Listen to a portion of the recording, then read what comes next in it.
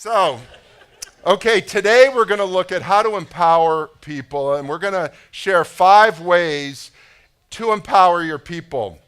This comes from a book called The Leadership Challenge by Jim Kouzes and Barry Posner. It's an incredible book on leadership. It's one of the seminal books on leadership. The problem with it is 700 pages long.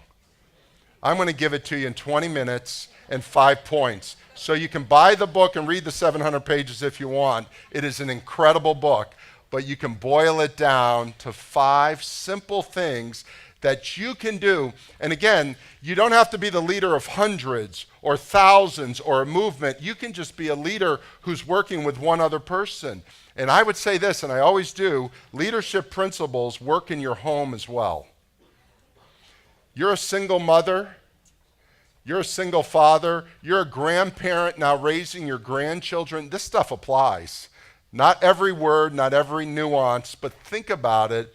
Leading people, we do it in the business context, but works all across, and we want to have leaders in this community. So let me give you the first one.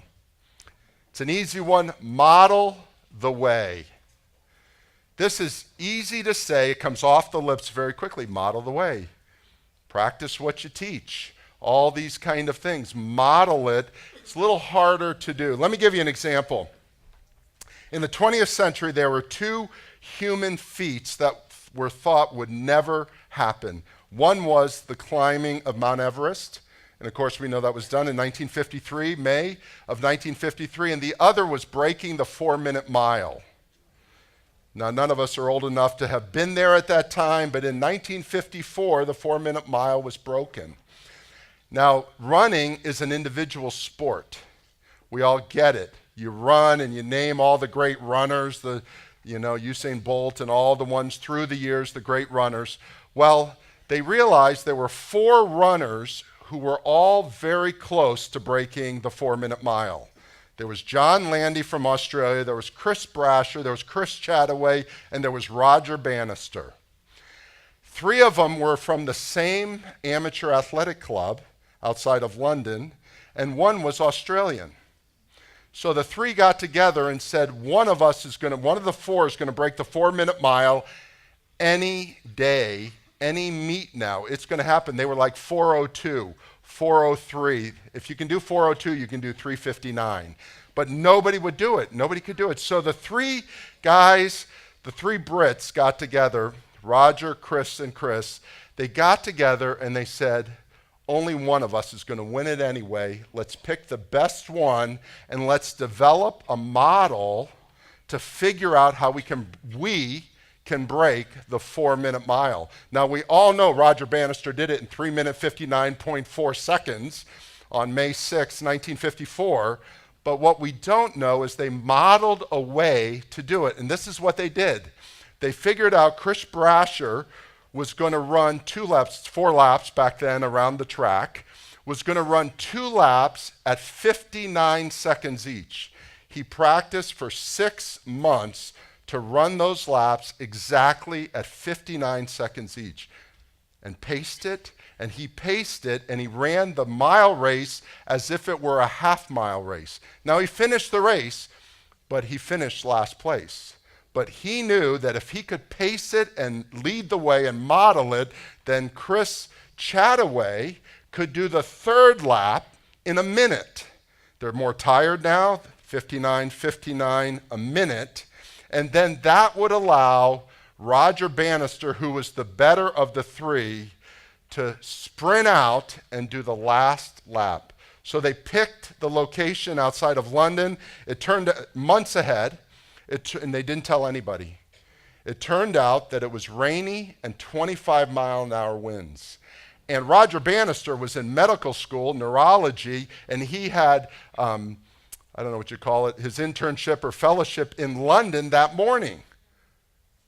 And he still came out for the evening. It was a 6 o'clock run, and they ran it. What was interesting was 2 very famous people were the announcers. One was Harold Abramson of Chariots of Fire fame, and the other was Norris McWhirter, who was announcing it. And after this race, he was so impressed, he said, people would like to know when things are broken, and started the Guinness Book of World Records from this race. So they did it. 59 seconds, 1 minute. And then he went around, and in 3 minutes, 59.4, he broke it. John Landy broke it the next week, and the two Chris's broke it 3 weeks later. Someone had to model the way, and they figured out that it would have happened, but it might not have happened for a year later if they had not figured out how to pace each other. Well, now pacing in sports is a given.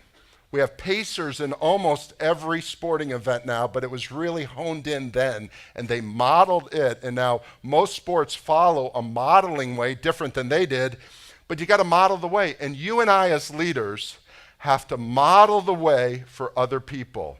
We can't just say, you go find your way, you go find your way, you go find your way, you go find your way. You've got to model it, and it's the first thing to do. Number 2, inspire a shared vision. This is a tough one. This is one we're working here at church on. You know, you share a vision and then you don't share it for a couple years, and it's like you're so busy. You've got to inspire people. They want inspiration on a shared vision. Let me give you an example. As many of you know, my wife and I travel all over the world. We go to Africa usually in summer because it's winter in Africa. In the summers here, south of the equator, but it's still hot. When I go on a trip to Africa, I pack my bag a certain way with certain clothes in it, very lightweight, very airy, because there's no air conditioning and it's hot, not brutally hot, but it's still hot. And so I take my bag, usually bigger than this, and fill it up, and then I come back, and usually we get out a lot of the stuff, but usually leave a few things in your bag. And then the next trip I took, Elizabeth and I took, was this fall to Chicago, where it was 38 degrees. 38 degrees this fall. I had a cold snap when we were there in late October, early November. And so here's the question I asked. Would I take the same things in my bag that I took to Africa to Chicago? The answer is no. Now you take a few things, the toiletries and some of the things that you need in terms of for us shaving, whatever it might be, you'll take those. But I pulled all the things out of Africa, and I put all the things for winter in my bags so that I would be prepared. And what we need to understand is everybody that works for you comes to you with a bag full of stuff. Some of it's good, their education, their past, they're the things you want to keep in the bag. But some people bring things in the bag that should be taken out of the bag so that you can move forward. And you have to inspire them with that forward looking so that you can put other things in the bag. Because what happens is the bag gets full, they've been in business, they work for this company, now they're working for this company, you have a whole different set of values, how you work, and so instead of taking stuff out of the bag, they're adding into the bag, right? And you see so many people that are so confused and trying to lug their baggage that they're worthless. And I would say, help people see the future, where you're heading, but also help them do away with the things that they need to do away with. Not the toiletries, not the important things that they need to have, the undergarments, etc., but the things that don't apply today. If you didn't do that, my office is upstairs. I watch all your cars as you come in. You know, I'm up there, I'm just kind of finishing up. Some of you come early. None of you are driving a 1954 car. You're driving a 2010, 2016, a brand new this, I'm just watching them, they're fantastic. None of you want to drive something old. You have thrown that off, even though it takes you to the same place. You chose to change it. But yet in business many times, we're doing the same things we did 20 years ago. 10 years, this is what they taught me in college, it's still good today, isn't it? And you need to push some of that off. You as the leader need to help people do that. And the problem is some don't want it, and so the art of leadership, as Max Dupuis would say, the art of leadership is helping people empty their bag of the things that are not necessary and putting in the bag the things that are necessary. And I would say that's inspiring. If you want to inspire people, that's what you do. Now, there's other things of training and other things of getting them to know your business. And obviously, we have architects here. They've got to have an architectural degree, and they've got to have certain skill sets. But there's a lot of art around our work. And a lot of times we just say, boy, you got a great bag. Well, this is for Africa. I'm going to Chicago. Fill the bag for Chicago. Inspire a shared vision. Number 3, challenge the process. Now, this comes and people go, oh, yeah, I love this one. This is the one I can be negative on. I can tell the boss's boss, I don't like them. That's not challenging the process. That's being negative.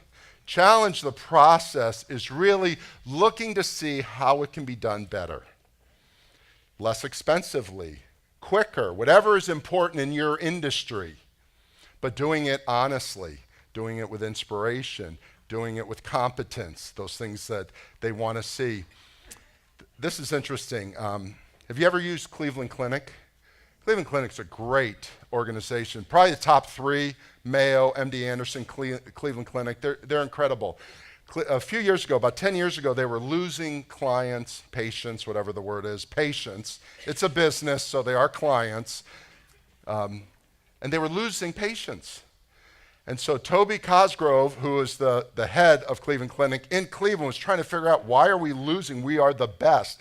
Cleveland Clinic used to be the best in lower GI, in this area of the body. They were the best in the world at it, and yet they were losing patients. And so they did some focus groups, and they discovered that people said, you're the best, but all you care about are my organs, and you don't care about me. And I'd rather go to somebody who was second best, who also cared about me. And so they changed their whole protocols a year later, that changed it all. And if you go to Cleveland Clinic, you'll notice that there is a humanity side to it. Yes, they are the best technically in some of the disciplines, but there's a human side to it as well. I know personally I've done this. I'm tall, not as tall as some people in this room, but I'm tall. And most people think being tall, you hit your head. Can I just put that away for a minute? That is a myth. Short people hit their heads because you're never looking where you're going. Tall people hit their heads once and then never hit it again. I knocked myself out once in a door jam, right like that, and went right down. You don't do that too often if you're smart. If you're forward looking, you're not going to do that. So, but we have problems with knees and shoulders. Knees and shoulders. It's like unbelievable. I've had 4 knee operations. So I'm at the orthopedic, the best orthopedic in Boca back then. This is a few years ago, so you won't know who it is. He is the best in Boca Raton. Recommended by everybody. Go to him. My insurance guy said, go to this guy. He is the best. So I go to this guy. He's got, with all due respect, he's like the worst bedside manner. I don't think he knew 2-syllable words. He was 4-lettering everything. And so I looked at him, I said, you're the best at this. I said, but you're not touching my knee. So I went to the best in Fort Lauderdale. And I've been staying with him, not that they care, because they do so many operations, but to me, humanity is important. And you know what? To your people, humanity is important. Challenge the process. Whatever is in your industry that has moved you out of really working and helping people and understanding people, maybe you're doing the greatest work in the world, but challenge it ever so slightly, because people want to work with people. People wanted to be treated like people.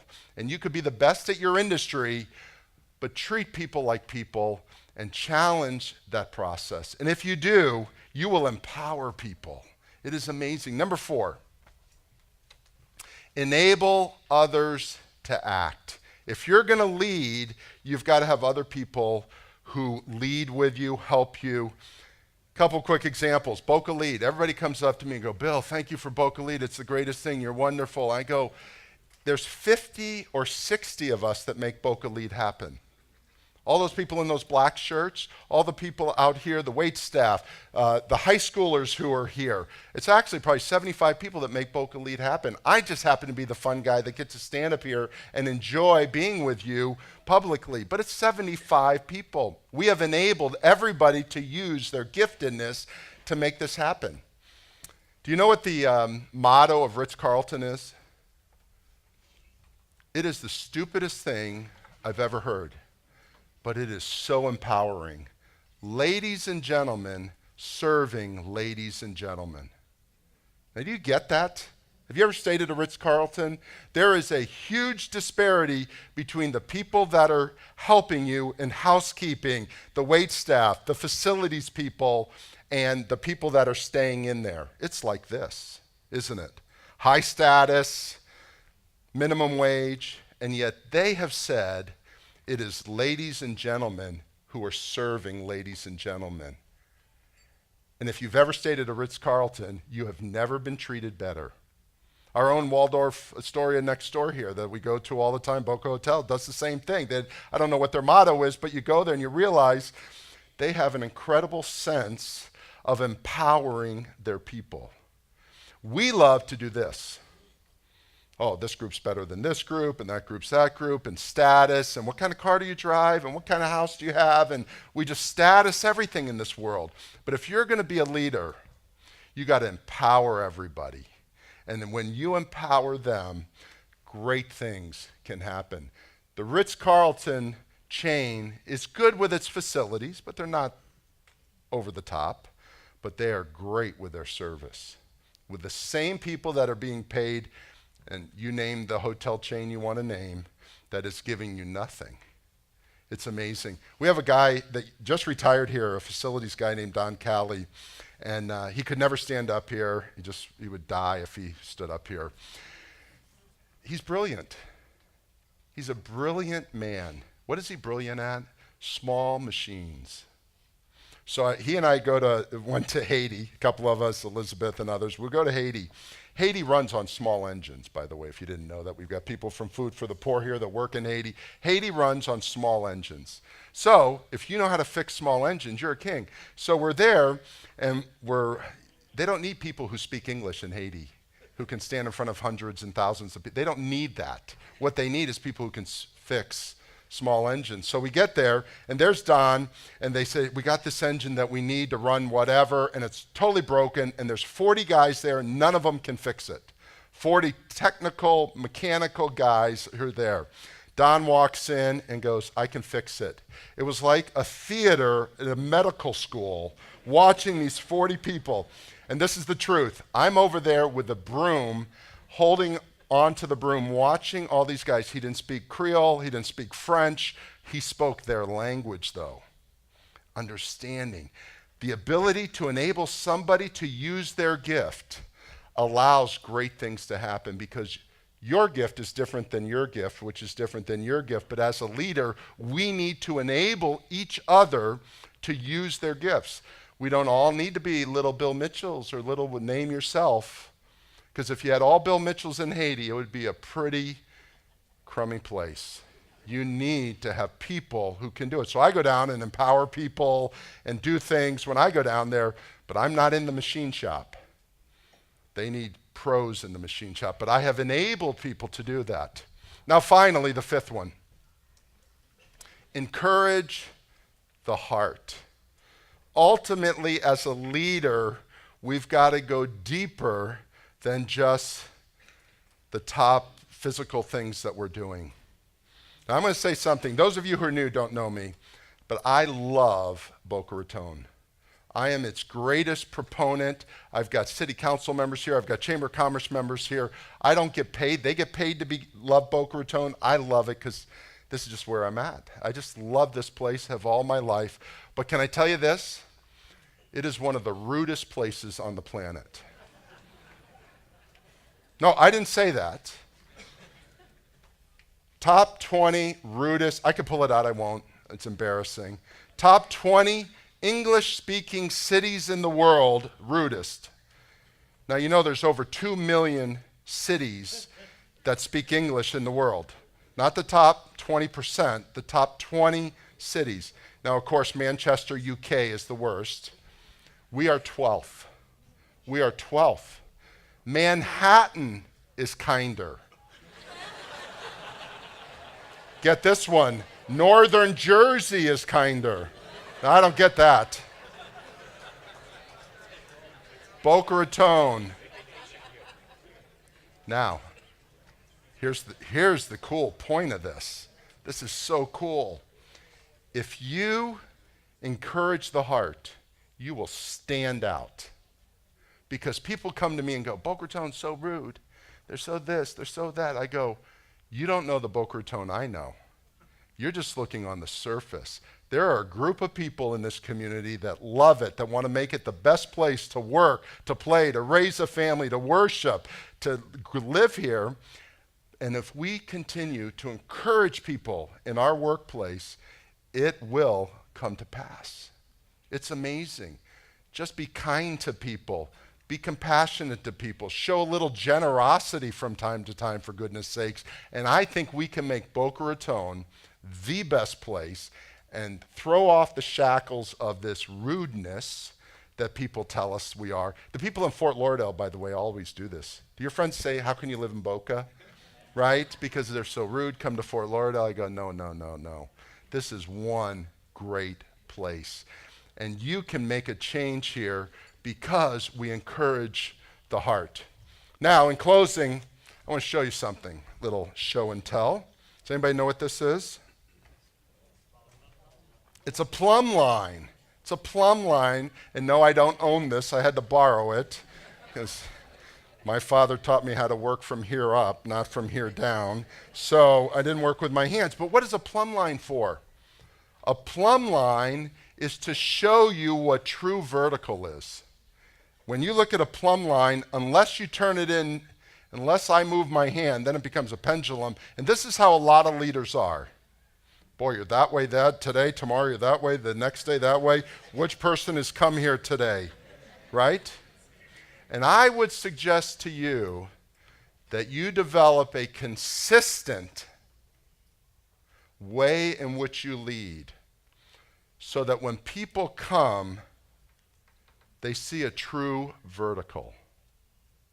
And not some, see, I can't hold it this way. I mean, I can hold it unnaturally, but because your company, your division, your little group that you have is based on people. And it's based on you. And if you curve this, the building, and I don't mean it's a metaphor, the building of your company will eventually collapse. You are critical to keep it vertical. And if you keep yourself vertical, now I believe there's a spiritual component to that. I believe there's a family component to that. I believe there's a relational component to that. I believe there's a technical component to that. And there's obviously a business component to that. But we're here just to talk about business today. And I would say if you live a consistent life as a leader, people will follow you. Model the way.